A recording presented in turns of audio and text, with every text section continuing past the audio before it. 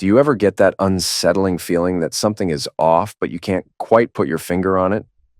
The real question is, do you actually want to find out the truth? For 2 decades, I had been married to Mira, the mother of our 3 kids. 2 of them were in high school. Life felt steady, until one afternoon at work when I got a text from her. "How soon can you be home?" I frowned and typed back, "Why?" Her response was short and to the point. "We need to talk." I should have left immediately, but I didn't. Instead, I sat there, distracted, staring at my screen. It wasn't until my assistant, Rebecca, noticed my blank expression that I snapped out of it. As the CEO of a dealership network, I was supposed to be focused, but my mind was miles away. I showed her the message. "Everything okay with your marriage? The kids?" she asked. "Far as I know," I shrugged. "Just the usual stuff." Another colleague, Will, overheard and chimed in. "Has she been acting differently? Keeping conversations short when you walk in?" I shook my head. "Not that I've noticed, but you know what they say. Husbands are always the last to know." Rebecca raised an eyebrow. "Wait, why is she home right now? Isn't she supposed to be at work?" That made me pause. I grabbed my phone. "Where are you?" Her reply came instantly. "On my way home." Something didn't feel right. I called her office and hit the record button on my phone. "Hi, I need to speak with Mira Roberts." A brief hesitation. Then, "I'm sorry, but Mira no longer works here. She was promoted to the head office. She's on paid leave before transferring next week." I gripped the phone tighter. When was this promotion announced? About 6 months ago. My stomach dropped. If she had been moving up the corporate ladder for half a year, why had she just spent 4 weeks at headquarters for training? And why hadn't she mentioned any of this to me or the kids? I turned to Rebecca. "If your husband suddenly told you he was being transferred next week, what would you think?" She exhaled sharply. "I'd wonder what else he was hiding." I nodded. "Exactly." I shot Mira one last message. "I'm on my way." Mira and I had known each other since high school. Our first meeting, a complete disaster. It was sophomore year lunch break when a friend dared me to kiss the first girl I saw. That unlucky girl? Mira. I took the challenge. She slapped me across the face. I got sent straight to the principal's office. For the next year, we barely spoke. She was a city girl, a Kansas City native who seemed to know everything. I was a small-town guy with nothing in common with her. That is, until prom week of junior year. That night, I was covering a shift at my dad's towing company when a call came in about a wreck. Some idiot had skidded off the road and into a cornfield. The cops were already there when I pulled up. And that's when I saw her. Mira stood by a police cruiser, her prom dress soaked, hair sticking to her face. I handed her my jacket without thinking. Even drenched, she looked stunning. After towing the car, I offered her a ride home. The officer agreed but insisted on calling her parents first. When we got there, they were waiting at the door. I drove off, forgetting that she still had my coat. Monday morning, she walked straight up to me in the cafeteria. "Mind if I sit?" she asked. Before anyone could answer, she dropped her tray and turned to my best friend. "Robbie, move. I need to talk to William." All eyes were on us as she leaned in and pressed a quick kiss to my cheek. "That's for saving my reputation Friday night," she said. "Meet me after school. I'll return your coat." I hesitated. "I've got gym last period. Might be late." She smirked. "No problem. I know where you live." That afternoon, I drove her home. Her dad was waiting. "Why did you ask the officer to call us that night?" he asked. I rubbed the back of my neck. "There was a bet, sir. I just wanted to clear things up," he chuckled. Mira blushed. Then she turned to me, her expression serious. "I judged you for 2 years over one dumb mistake. That wasn't fair. How do I make it right?" I grinned. "Take me to the movies Friday. Your choice." From that moment on, we were inseparable. Mira climbed the corporate ladder, taking every leadership course she could. Meanwhile, I built my father's business into a network of 8 Ford dealerships. Together, we created a home, a family, a life. And up until today, I thought everything was fine. I pulled into the driveway and glanced at the clock. 11:20 a.m. Loosening my tie, I stepped out of the car, preparing myself for whatever truth, or lie, was waiting inside. Mira was already there, standing in the kitchen, too composed, like she had already decided how this conversation would go. "If I'm staying home for this, should I change, or is this going to be quick?" I asked.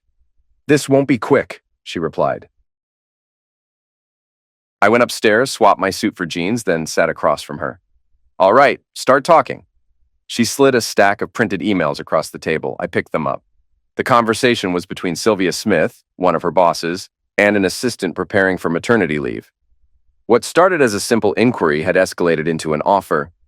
Mira was expected to cover the position for 3 months. The wording was cautious, but I could tell she had been pressured into it. I set the papers down and grabbed a beer. I said yes because I didn't feel like I had a choice, she admitted. I start Monday. I'll fly out Sunday and come back on weekends. They set me up with a furnished apartment. It's actually cheaper to rent it monthly than weekly. I reached for the emails again, but she pulled them back. Mira, where are the rest of them? She sighed, retrieving them from her briefcase. Thought you were done. Just then, her phone rang. She glanced at the screen. It's Jake from work, she said, stepping away. Something wasn't adding up. I picked up her phone and checked the caller ID. It wasn't Jake. It was Sylvia Smith. Mira was lying. I shot Rebecca a quick text, asking her to dig into this temporary position. While waiting, I peeked inside her briefcase, mostly empty, except for a notebook with an Annapolis address and an unnamed phone number. I snapped a picture before shutting it.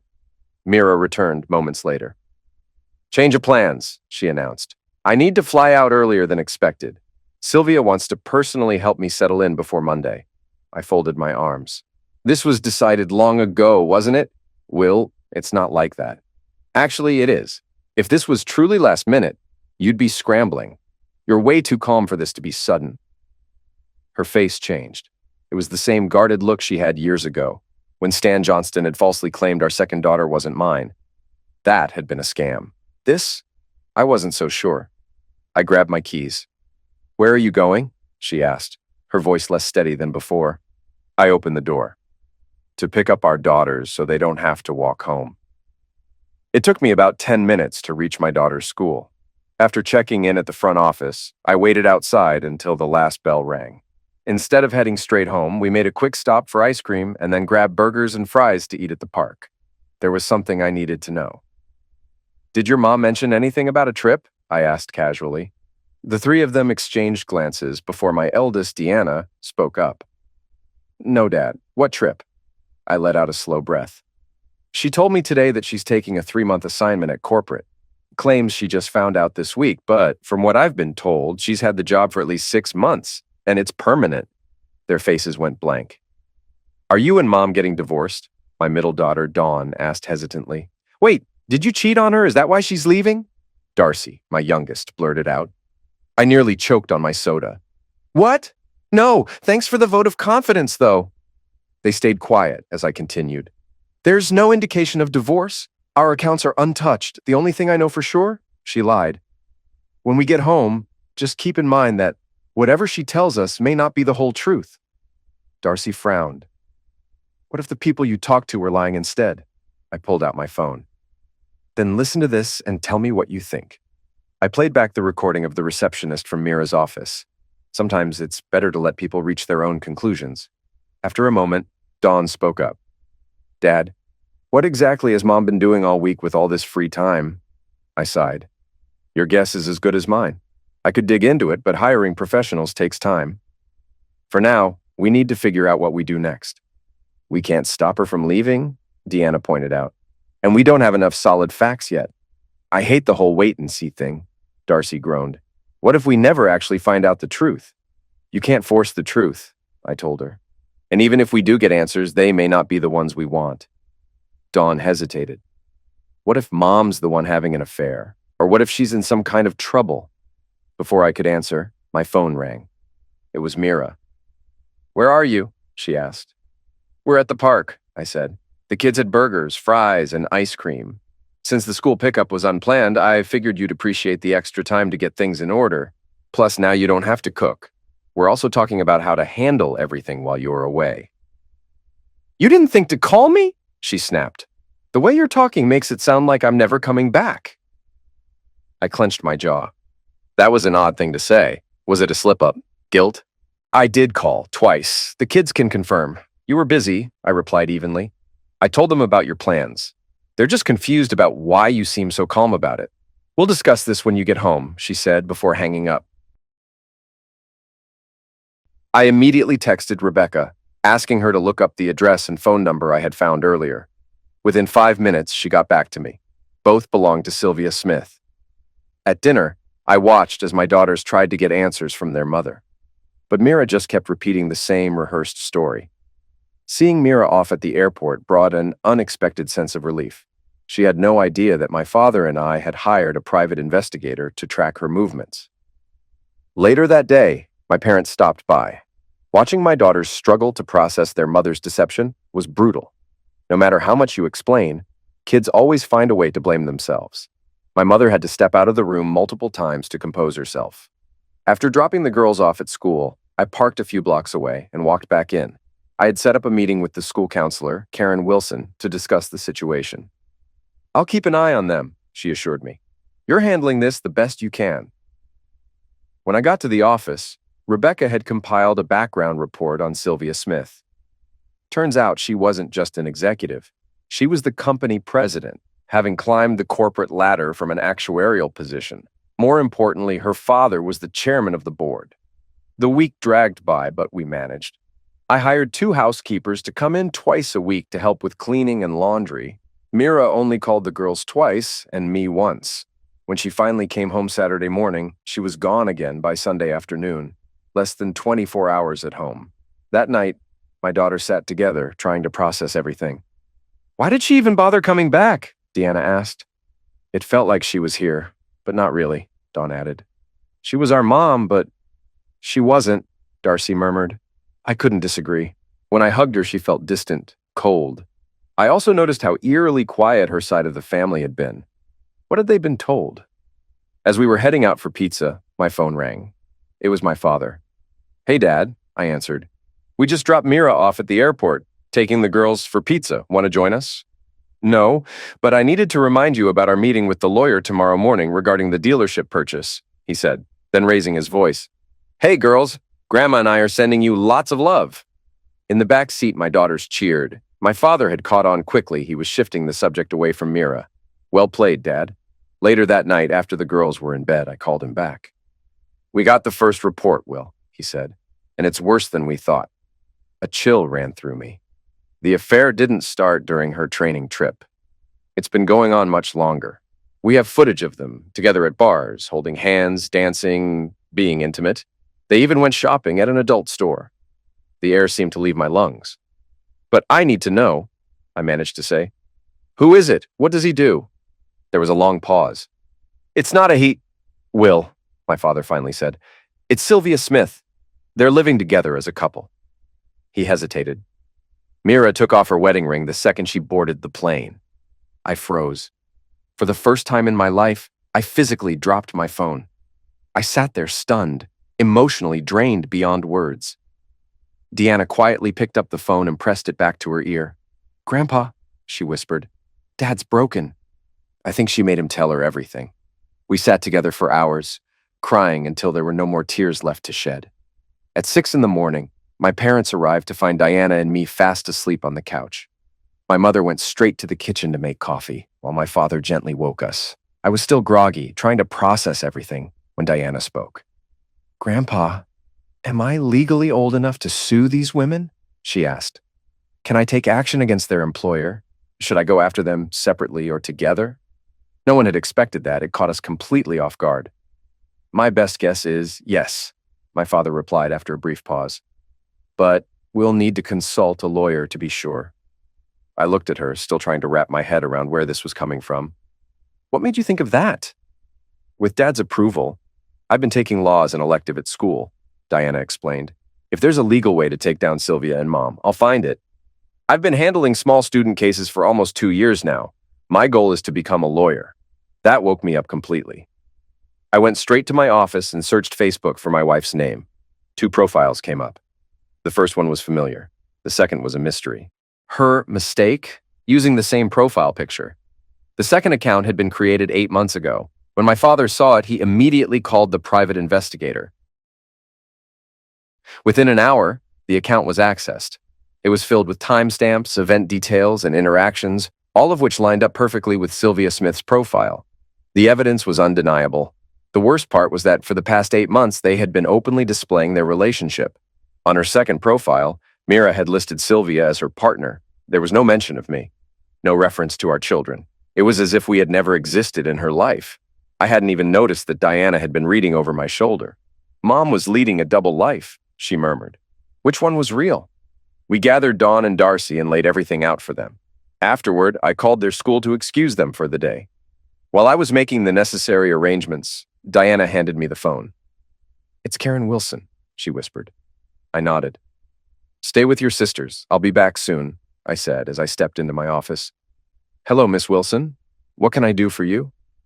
"I noticed the girls were excused from school today. Is this related to what we talked about?" she asked. I exhaled. "Yes, we confirmed last night that Mira has been having an affair. It's been going on for at least 8 months. When she came home, she was completely detached, like she wasn't really present." "Is it someone older? Younger?" she asked carefully. "Anything I should keep in mind when talking to them?" I hesitated before answering. "It's not a man. It's her boss." There was a long pause, followed by a quiet, "Jesus Christ." A second later, she added, "Sorry about that. Your daughters, and you must be devastated. For a straight man, I imagine this must feel like the emotional equivalent of when my brother came out to our parents." I couldn't process it at first, I admitted. I was reading the investigator's report when I realized what was happening. I literally dropped my phone. Diana forced my father to tell her everything. It wasn't an easy night. "Save my number," she said. "If Mira kept something this big a secret, then mutual friends and family have likely been fed lies about you. Be prepared for some fallout." I passed the message to my father, who immediately scheduled a 1 p.m. meeting with the divorce attorneys. As my daughters got ready, I received an email from the private investigator. 8 months' worth of Facebook posts confirmed that the affair had begun long before Mira's supposed training trip. But what shocked me the most was watching Diana interrogate the divorce attorney using her knowledge of civil law. It became clear that since my daughters were legal adults, they could each file claims against Sylvia and her company, especially if HR policies had been violated. I messaged Rebecca asking if she could track down a copy of the company's HR policies. She responded almost immediately, "Already handled." Last week, a distant cousin had sent me the same document, along with inside knowledge of Sylvia and Mira's relationship. 20 minutes later, our lawyers were analyzing it. While the HR policy officially applied only to employees, the information from Rebecca's cousin painted an even darker picture. I played the recording of the receptionist's call. Between the Facebook messages, email exchanges, and my recordings, we had all the evidence we needed. Mira and Sylvia had manipulated both my family and their workplace for at least 6 months. By the end of the meeting, my daughters had each decided to pursue legal action, not only against their mother and Sylvia, but also against the company for failing to enforce its own policies. I filed for divorce, citing abandonment and infidelity. I also sued Sylvia for interfering in my marriage, along with her employer for failing to uphold its own HR guidelines. This wasn't just a breakup. This was a battle. One of the defendants was the company's president. There was no way they could claim ignorance. Then Diana hit us with something we hadn't even thought of. "We need a court order preventing Sylvia Smith and Mira Roberts from being fired until all the legal cases are settled," she said. At first, none of us understood why. "If the company fires them, it limits their liability," she explained. "They'll distance themselves to cover their tracks. We can't let that happen." The attorneys looked at each other, surprised. None of them had considered that angle. We left the office at 3 p.m. and decided to grab an early dinner. As we sat down, Darcy, always sharp, came up with another smart idea. "We should get new phone numbers, but keep these ones turned off. That way, if Mom calls, it'll go straight to voicemail. Everyone, power down your phones." Diana nodded. "Good call, pass them over." We handed over our phones. She waved down a waiter and gave them to the hostess for safekeeping. "We'll pick them up when we leave," she said. As we ate, Diana spoke again. "Dad, after what Karen Wilson said, I've been thinking. The lawyers said they planned this carefully. We should assume they covered their tracks." She turned to Darcy. "From what I've read in cybersecurity forums, we need to assume all our devices are compromised. Until they're checked for spyware, nothing stays plugged in or online." After dinner, we retrieved our phones, but I locked them in the trunk. On the drive home, I made a quick detour. I bought a prepaid, unregistered phone. The next morning, before school, I handed Diana the device. "Give this to Miss Wilson," I told her. She might need it. Then I went to the bank. I canceled every joint credit card, withdrew our savings, and closed out every shared account. I moved the funds into 90-day certificates of deposit, still in both names, but untouchable for now. The bank provided full documentation. I made copies and delivered them to the lawyer. Mira had made her move. Now it was my turn. Early Friday morning, I sent Mira a recorded conversation with one of her former colleagues. Then, using an old phone, I sent one final text. This is the last time I ever say, I love you. After wiping the data from our old phones, I left them on a park bench. Mira was with Sylvia when she received the message. Damn, she muttered. He knows about my real job. 15 minutes later, a courier arrived at her office with a package. Inside, she found the official divorce papers, citing infidelity and abandonment, along with solid evidence from her second Facebook account. She flipped through the documents, her face paling with every page. Screenshots of private conversations, timestamps, receipts, including the ones from an adult store, left no room for denial. By 9 a.m., I reported 4 lost phones and requested permanent deactivation. After paying the final bill, I left the store without looking back. At the office, Rebecca and I sat down to review everything. Will, they're going to have to deal with this sooner or later, she said. They think they're in control, but their legal troubles are just beginning. They have no idea that your daughters are adults, and that means they can take their own legal action. I nodded. And this state still allows lawsuits for destruction of family ties. Mira's going to try calling soon, but it won't matter. Her entire family received copies of her Facebook post this morning. She won't be able to spin this in her favor. Rebecca studied me. What do your daughters want from this? Diana wants payback, I admitted. She keeps replaying what I went through that night in her head. And the others? Dawn and Darcy feel like she abandoned them. They need closure. They're still trying to wrap their heads around the fact that their mother lied to them for nearly a year. Darcy had summed it up best. If she did this to us out of love, what would she do if she actually hated us? Rebecca sighed.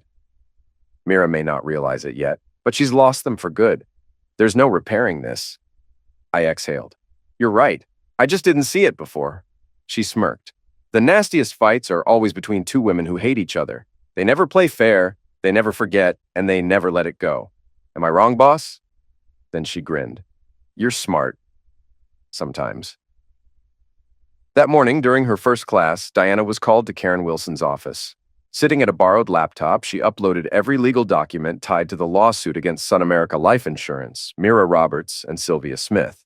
She attached screenshots of Facebook posts proving the affair started long before Mira's supposed training assignment, and a court order blocking Sun America from firing either of them until the case was resolved.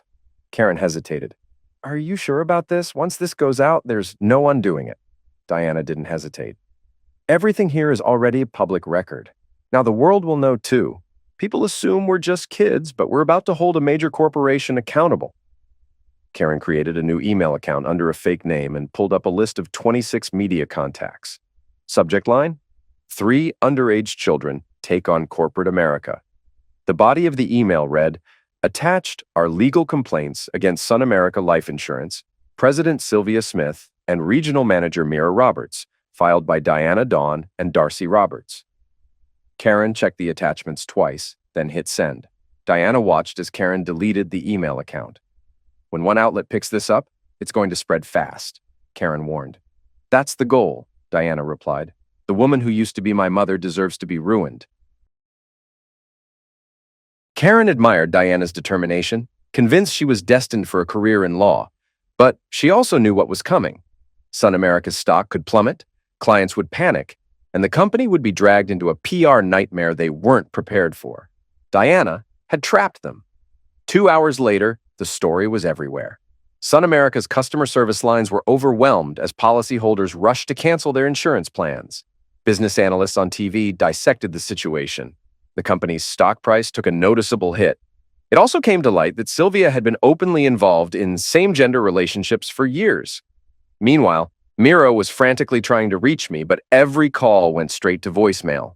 When she tried my office, she was told I was unavailable. Panic set in at corporate headquarters. Mira and Sylvia had expected a private divorce, not a full-scale media scandal. Mira had spent years keeping her 2 lives separate. She never imagined they would collide in such a public explosion. Karen Wilson called me. "Sorry to bother you, Will," she said. "We have a situation." "The girls okay?" I asked immediately. "They're fine," she assured me.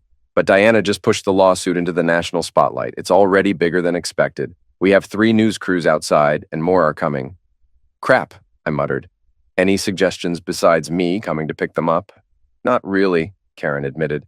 "Diana's going to have to face them at some point. I'll keep them in my office so you can decide how to handle it." "I'm on my way," I said. "Looks like I'm about to give the performance of my life."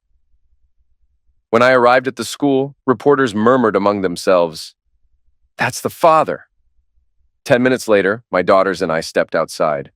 Diana walked straight to the cameras, with her sisters flanking her and me standing just behind them. "I'll make one statement," Diana announced.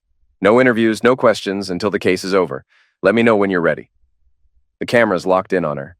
She took a breath and began. "Our family recently uncovered that our mother, Mira Roberts, has been living a double life for at least 8 months. We had to ask ourselves, which life was real, which one was fake? She never told us the truth, so we had to hire a private investigator to find out. That's how we learned she was living with a woman, Sylvia Smith, who she publicly refers to as her wife. We found hidden social media accounts where they openly acknowledge their relationship. This raises an important legal question. Are they married? If so, then my mother is guilty of bigamy. Since she never intended to tell us the truth, we are forced to believe that, in her eyes, we were the fake life. We also discovered that Sylvia Smith isn't just her boss and lover. She's the president of Sun America Life Insurance. Did my mother get her promotion by sleeping with her? If so, that makes her nothing more than an available woman who was compensated for her services. The crowd gasped. Was my mother a same-gender lover her entire life? Was my father just a convenient cover so she could have children? Did she ever love him? Did she ever love us? Why doesn't she acknowledge us in her real life? Is she ashamed of us? As sisters, we agree on one thing. The woman we once knew as Mira Roberts, our mother, is gone. This version of her, the one she's chosen to become, is a stranger to us, and she always will be. That's why this disaster she created is heading to court. Diana turned on her heel. Her sisters followed, and I walked behind them. I was hit by a wave of emotions. Pride in my daughter, shock at her brutal honesty. Diana had raised moral and legal questions that shattered any excuse Mira could offer. The drive home took 2 hours as we made sure no one followed us. Everyone sat in silence, deep in thought. When we arrived, my father was already there. He checked all our devices to ensure nothing had been compromised. Everything was clean. In Maryland, Sylvia's phone buzzed. She glanced at the screen, then sighed before dialing Mira's number. "This just got worse," she said the moment Mira picked up. "Turn on the news. You need to see this." Mira walked into her office feeling a knot tighten in her stomach. Sylvia pulled her into a brief hug. "No matter what happens, remember, I love you." Mira barely nodded, already focused on the television. Sylvia hit play. The screen showed Will and his daughters walking out of the school, the camera zooming in on Diana as she made her statement. By the time it ended, Mira was trembling. Sylvia tried to comfort her, but nothing worked. That evening, Will and the girls stopped at a small roadside diner for dinner. When he went to settle the bill, the cashier smiled and shook her head. "It's already covered." Will frowned. "By who?" A man stepped forward. "I own this place. Your daughter's words today, people needed to hear them. She gave a voice to something so many have gone through. Maybe now my ex-wife will finally understand." At Sun America Life's headquarters, the legal team was in crisis mode. Diana had raised questions no one in the company could answer without incriminating themselves. It wasn't just the implication that Mira's promotion had been inappropriate. The real issue was proving that it hadn't been. The worst part, a high school senior had outmaneuvered an entire team of corporate lawyers, and they had no way out. That night, Mira's father picked up the phone. "Hello, Dad," Mira said hesitantly. There was a long silence before his cold response. "Mira, please just let me—" "I'll be clear," he interrupted.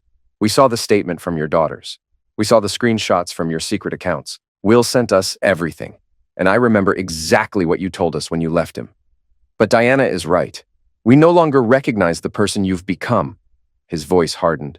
"As far as this family is concerned, you are dead to us." The line went dead. Mira's vision blurred, and before she could brace herself, everything went black. Meanwhile, instead of heading home, Will and his daughters decided to stay at his father's house for the weekend. They picked up enough clothes to last a few days. Just enough time to reset, reconnect, and process everything without distractions. Will sent a quick message to Karen Wilson, letting her know they were safe and where they'd be staying. Later that night, Will sat alone in his father's study, staring at the mess of events that had unraveled in front of him. Diana's words to the media echoed in his mind, forcing him to dissect his marriage under a microscope. How much of it had been real? How much had been deception? And could he ever come to terms with any of it? His mother entered quietly, taking a seat across from him. "It wasn't all a lie," she said softly. "If it were, your daughters wouldn't be standing by your side." Will exhaled, rubbing his temples. "It's impossible not to doubt everything," she nodded. "That's normal, but you had a good life, until Mira became emotionally entangled with Sylvia." He frowned. "What does emotion have to do with it?" She tilted her head slightly, watching him. "Do you think this started because of emotion? Or was it just physical attraction? At first, I think it was friendship.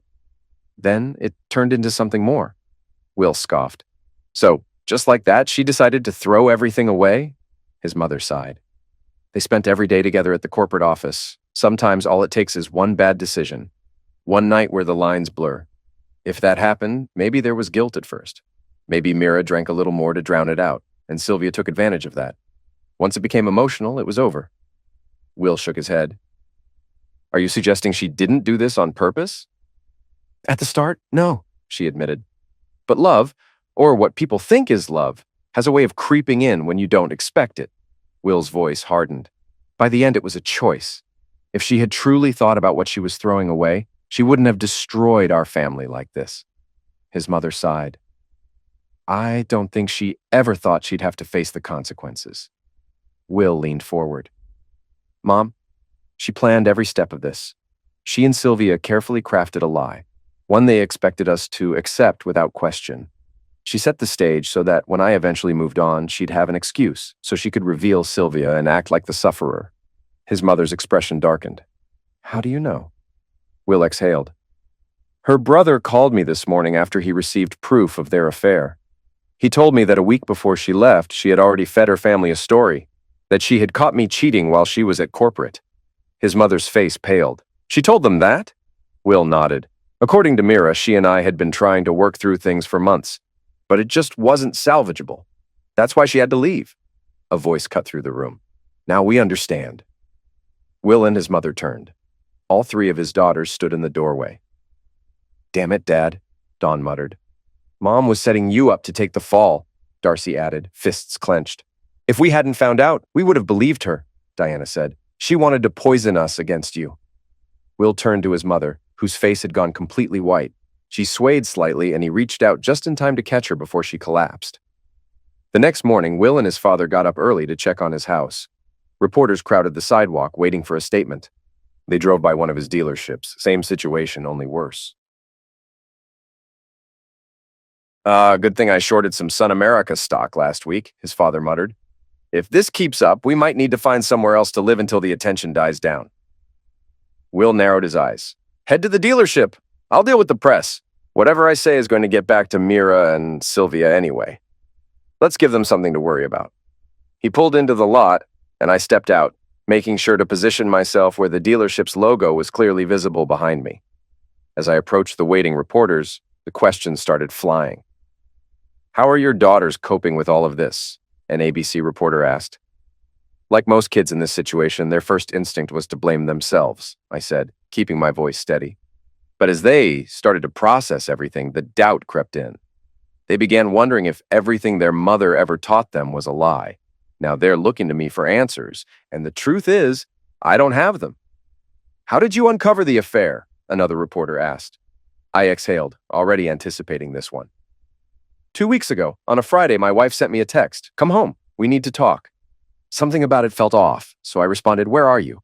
She replied that she was on her way home. I looked directly into the cameras. I couldn't shake the feeling that something wasn't right. So I called her office. "Listen for yourself." I pulled out my phone and played the recording. "As far as I knew then," I said, "Mira was just an assistant branch manager. When she got home, she told me she was being pressured into a temporary corporate transfer to cover for someone on maternity leave." I let out a humorless chuckle. "Now, we know that wasn't true." I paused, letting that sink in.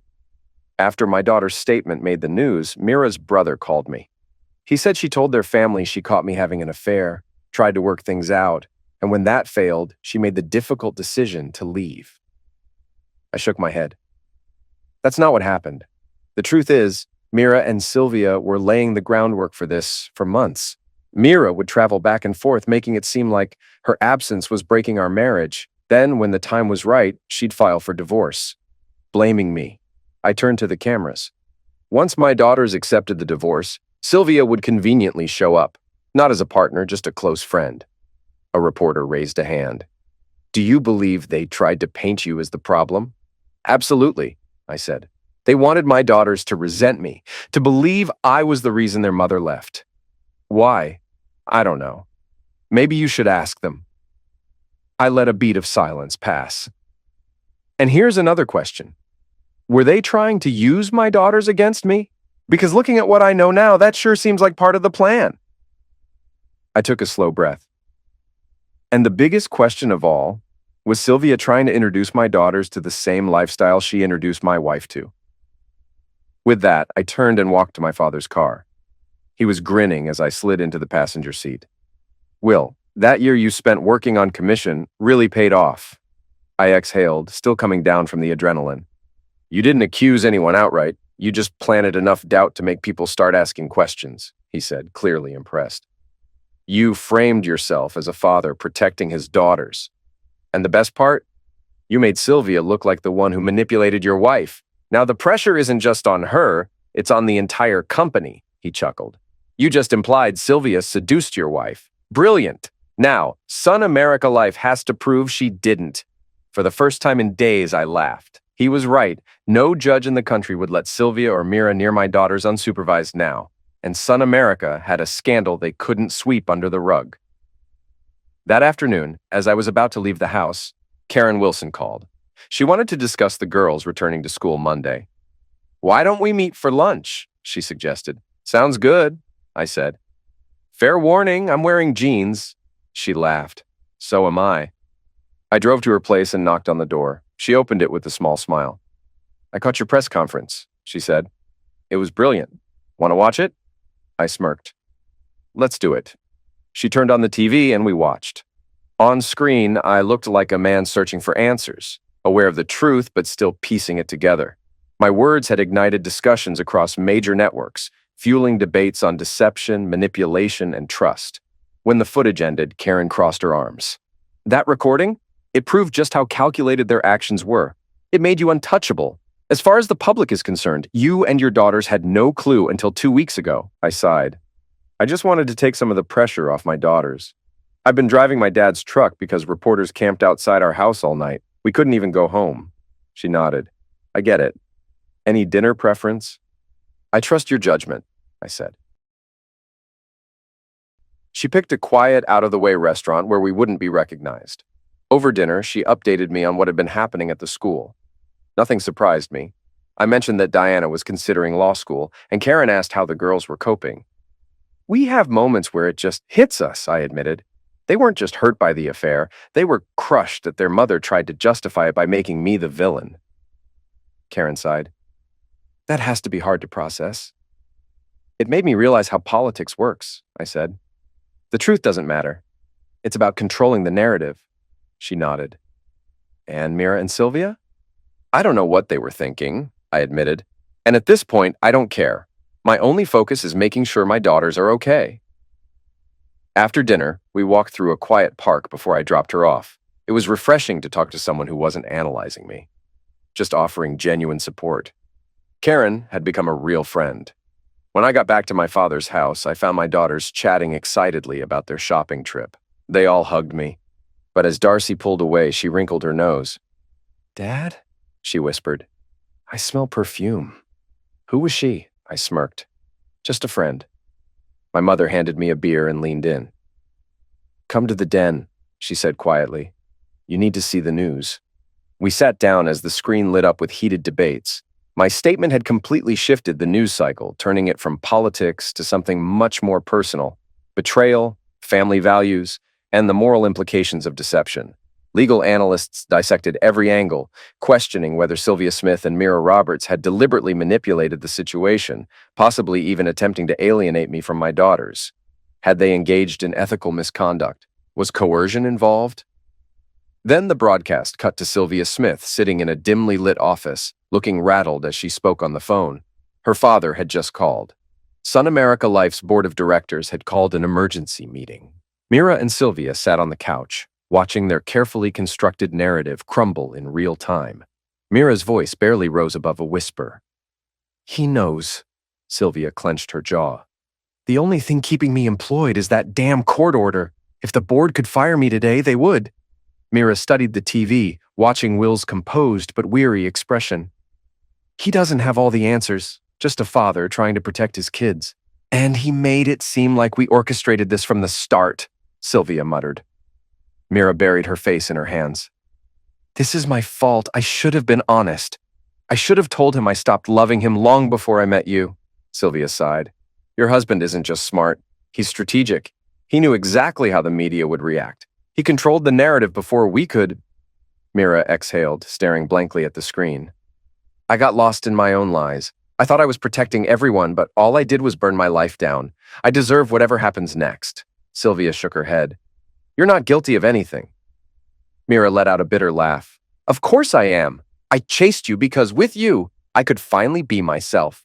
But was it worth the cost?" Sylvia hesitated.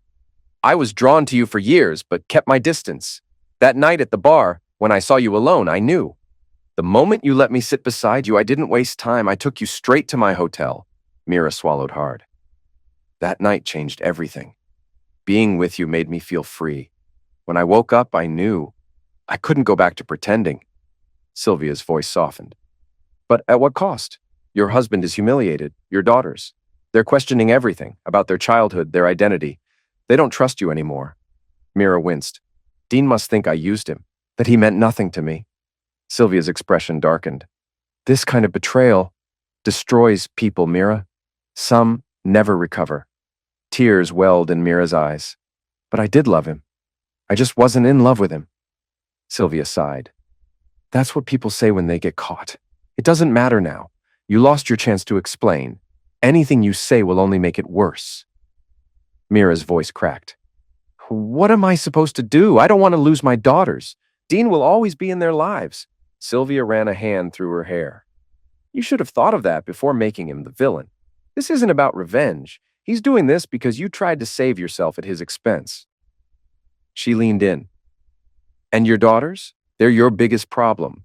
They saw you tear apart your family just to be with me." Mira sank into the couch, overwhelmed. The damage was done, and there was no undoing it. The next morning, I stopped by a real estate office, surprised to find someone working on a Sunday. A woman at the front desk looked up, then did a double take. "Will Roberts?" I blinked, recognizing her immediately. "Amy Bronson?" "It's been years," she smiled. "It really has. What brings you in?" I handed her a folder. "I need a market analysis on homes like mine. I'm selling." Her expression shifted. "Of course. Let me pull up some listings." As she printed them, I scanned the numbers, then listed my house for 20 grand above market value. She hesitated. "Do you want me to handle communication with your wife?" I nodded. "Yeah, let her deal with it." Amy picked up the office phone and started dialing. "Who are you calling?" I asked. She glanced at the screen. "Sun America Life headquarters." I pulled an envelope from my jacket and handed it to her. "This gives Mira permission to take whatever she wants before the sale. My daughters and I will have our things out by the end of the week. Whatever she doesn't claim stays with the house." Amy took the envelope, giving me a careful look. "Do you have my direct number?" I nodded. "Yeah, also, I need you to find me a new place. 4 bedrooms, pool, big lot, privacy." She hesitated. "Is the house in your name alone, or do you need her approval?" "It's mine," I confirmed. "Tell Mira the proceeds will be held in a trust by my lawyers until the divorce is final. I'm not making any financial moves that could give her leverage later." Amy sighed. "You just want this over with." I exhaled. "Mira has done enough damage.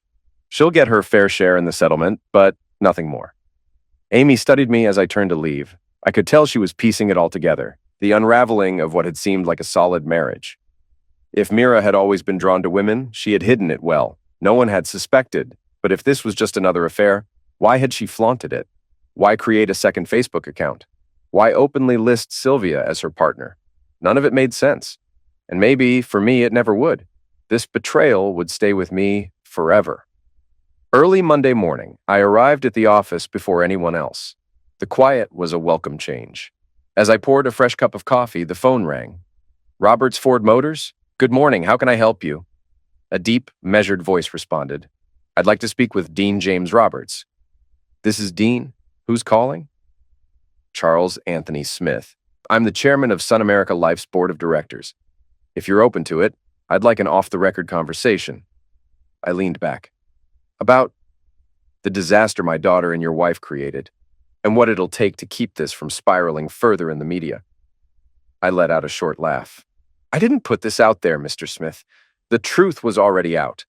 My legal team has been working non-stop to contain the damage, he admitted. As of this morning, we've managed to pull back some media coverage through our attorneys.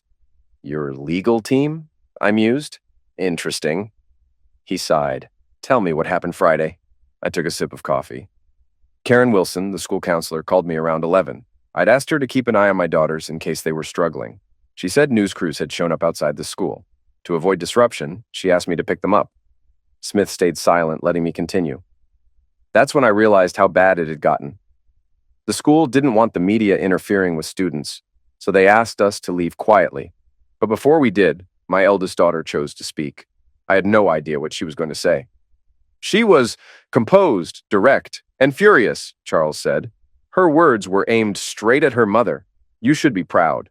She asked the right questions, the ones no one can answer, I replied. And she forced my daughter and your wife to face the consequences of their choices, he admitted. This is a mess. And that's only half of it, I said. The lies they told to cover their tracks weren't accidental. They planned this, he sighed. I've received signed statements from Mira's family claiming she left you after discovering your supposed affair in Maryland. They say she spent 2 months trying to save the marriage before walking away. I clenched my jaw. You do realize I have 6 pages of emails between Sylvia and Mira? They used their corporate accounts over 5 days to fabricate a story, making it seem like Mira was forced into a temporary transfer. Charles groaned. I had no idea. I'm heading into a board meeting now. You didn't even know they were involved, did you? I asked. A pause. Then, finally, no, not until it hit the news. But now I understand why you and your daughter handled it the way you did. If I were you, I'd have done the same. I leaned forward. I don't know what your board will decide, but just so you know, it was my daughter Diana who filed the injunction preventing you from firing them. Silence. Then Charles chuckled. She's in 12th grade, right? She's been taking law as an elective, I said, unable to hide my pride. Well, let her know she made my legal team look incompetent, he muttered. Without that injunction, Sylvia and Mira would already be gone. I smirked. Since we're being honest, how do you really feel about all this? Thanks for taking my call, he said instead. I hung up, still grinning. When Rebecca walked in a few minutes later, she noticed immediately. What's with the smug look? She asked. Charles Smith just admitted the injunction, caught them completely off guard. If Diana hadn't filed it, they'd already be fired. Rebecca crossed her arms. You do realize he could have been bluffing to gauge your reaction, right? Of course, I said. That's why I made sure to mention the emails between Sylvia and Mira. If he already knew, my comment confirmed I had copies. If he didn't, well, he's about to find out. Rebecca smirked. Not bad. Across town at a real estate office, Amy Bronson had just finished a conversation with Mira Roberts. To Amy's surprise, Mira had been calm, professional, and to the point. But when Amy mentioned the house was already on the market, there was a long pause. After a moment, Mira asked, When can I come get my things? Amy explained she could pick them up after the weekend, but anything left behind would be sold with the property. Another pause. How's Dean? Mira finally asked. Amy kept her tone neutral. That's not my place to answer, but I will say your husband and daughters had to relocate because of the media attention. Mira didn't respond. Amy could only hope she was finally beginning to grasp the damage she had done. Meanwhile, at Sun America Life, the board of directors met behind closed doors for hours. The stock was still dropping. The head of legal walked them through every mistake. The verdict was clear. Until the legal battles were settled, Sylvia and Mira couldn't be fired or reassigned. Reluctantly, the board agreed to mediation before escalating things to court, at least for everything except Mira and Dean's divorce. By that afternoon, the corporate statement was finalized and ready for release. I got an advance copy. It confirmed Sylvia and Mira remained employed only due to a court order while attempting to reshape public perception, emphasizing that Sun America Life did not condone any conduct that could be seen as influencing minors inappropriately. I smirked and called my father. "Sell your shares," I said. He didn't hesitate.